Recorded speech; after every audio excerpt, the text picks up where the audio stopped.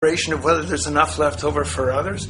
There's no longer a consideration of whether it spoils, because he says, well, money's like silver and gold can't spoil, therefore monies can't be responsible for waste, which is ridiculous. We're not talking about money and silver, we're talking about what its effects are. It's one non sequitur after another.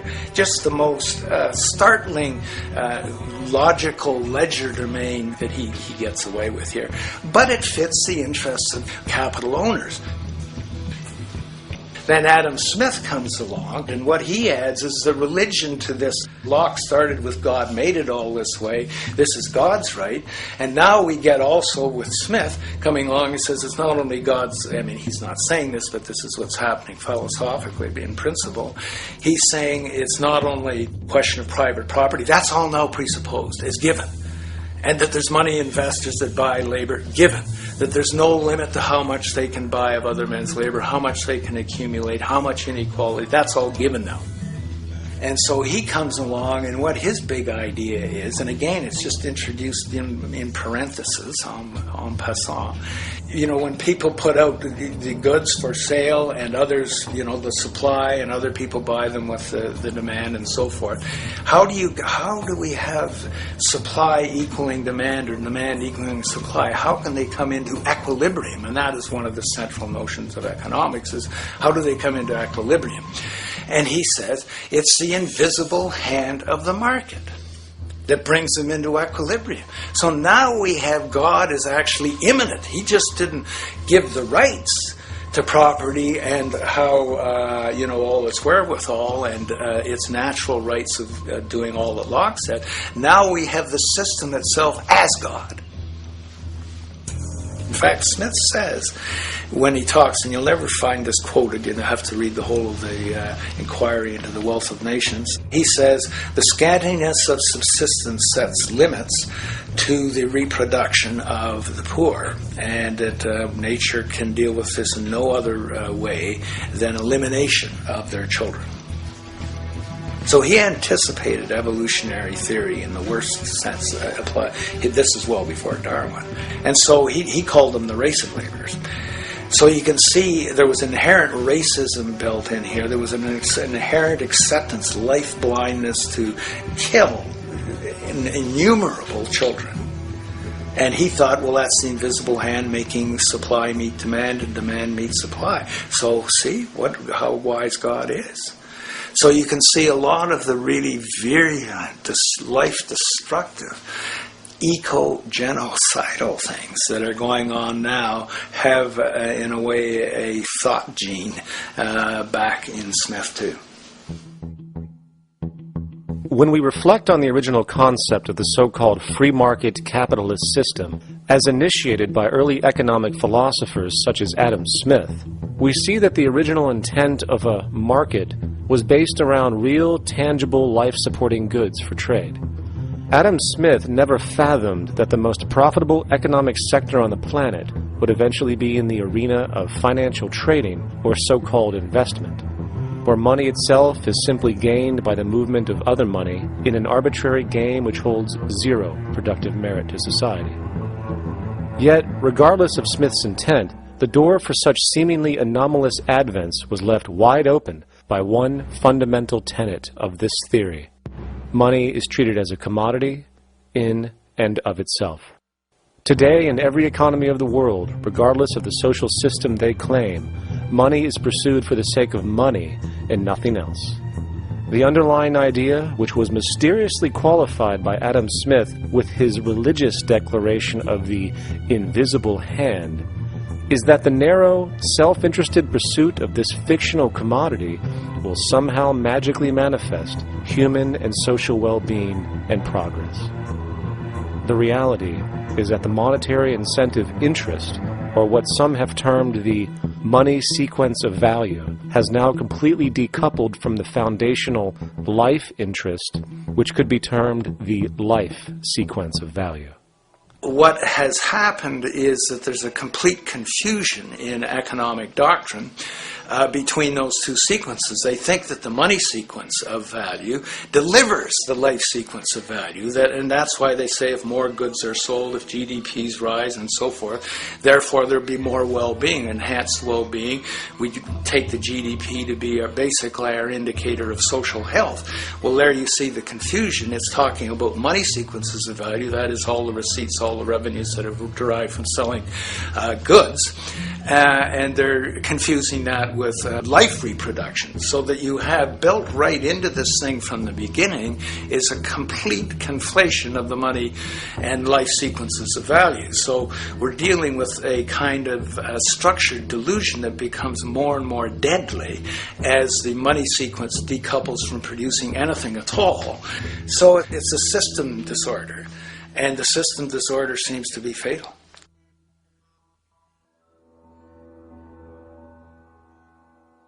In society today, you seldom hear anyone speak of the progress of their country or society in terms of their physical well-being, state of happiness, trust, or social stability. Rather, the measures are presented to us through economic abstractions. We have the gross domestic product, the consumer price index, the value of the stock market, rates of inflation, and so on. But does this tell us anything of real value as to the quality of people's lives? No, all these measures have to do with the money sequence itself and nothing more. For example, the gross domestic product of a country is a measure of the value of goods and services sold. This measure is claimed to correlate to the standard of living of a country's people. In the United States, healthcare accounted for over 17% of GDP in 2009, amounting to over $2.5 trillion spent, hence creating a positive effect on this economic measure. And based on this logic, it would be even better for the U.S. economy if healthcare services increased more so, perhaps to $3 trillion or $5 trillion, since that would create more growth, more jobs, and hence boasted by economists as a rise in their country's standard of living. But wait a minute, what do healthcare services actually represent? Well, sick and dying people. That's right. The more unhealthy people there are in America, the better the economy. Now, that is not an exaggeration or a cynical perspective. In fact, if we step back far enough, you will realize that the GDP not only doesn't reflect real public or social health on any tangible level, it is, in fact, mostly a measure of industrial inefficiency and social degradation. And the more you see it rise, the worse things are becoming with respect to personal, social, and environmental integrity. You have to create problems to create profit. There is no profit under the current paradigm in saving lives, putting balance on this planet, having justice and peace or anything else. There's just no profit there. There's an old saying, pass a law, create a business. Whether you're creating a business for a lawyer or whatever. So, crime does create business, just like destruction creates business in Haiti. We have now roughly 2 million people incarcerated in this country, and of those, many of them are in prisons run by private corporations, Corrections Corporation of America, Wackenhut, who trade their stock on Wall Street based upon how many people are in jail. Now, that's sickness. But that is a reflection of what this economic paradigm calls for. So what exactly does this economic paradigm call for? What is it that keeps our economic system going? Consumption. Or more accurately, cyclical consumption. When we break down the foundation of classic market economics, we are left with a pattern of monetary exchange that simply cannot be allowed to stop or even substantially slowed, if the society as we know it is to remain operational. There are three main actors on the economic stage: the employee, the employer, and the consumer. The employee sells labor to the employer for income.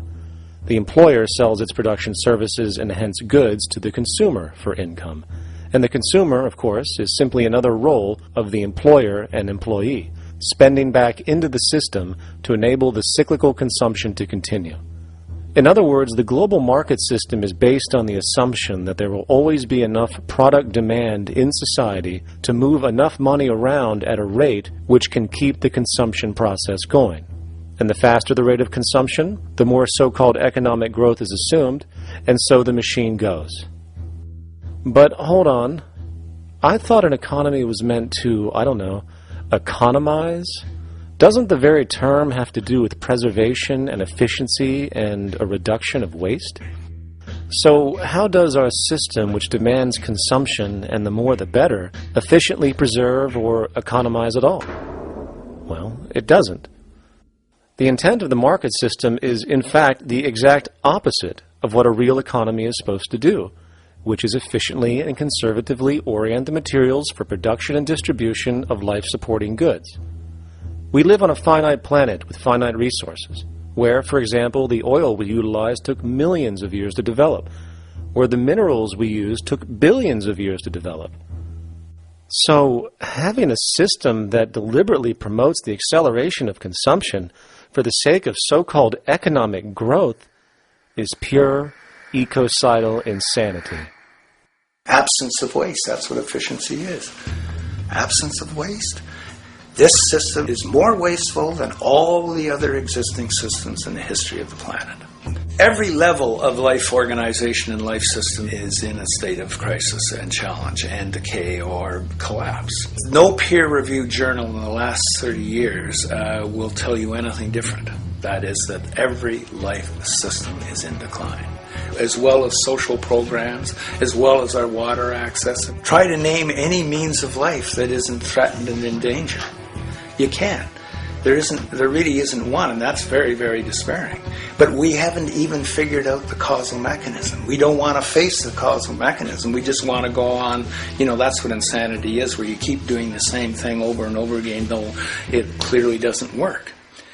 So you're really dealing with not an economic system, but I would go so far as to say an anti-economic system.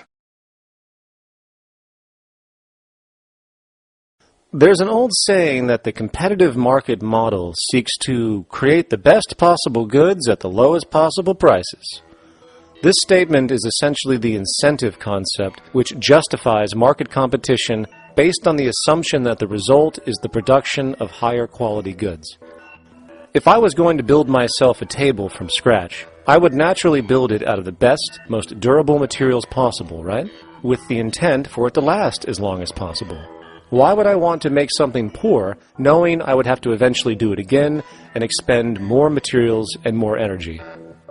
Well, as rational as that may seem in the physical world, when it comes to the market world, it is not only explicitly irrational, it is not even an option. It is technically impossible to produce the best of anything if a company is to maintain a competitive edge and hence remain affordable to the consumer.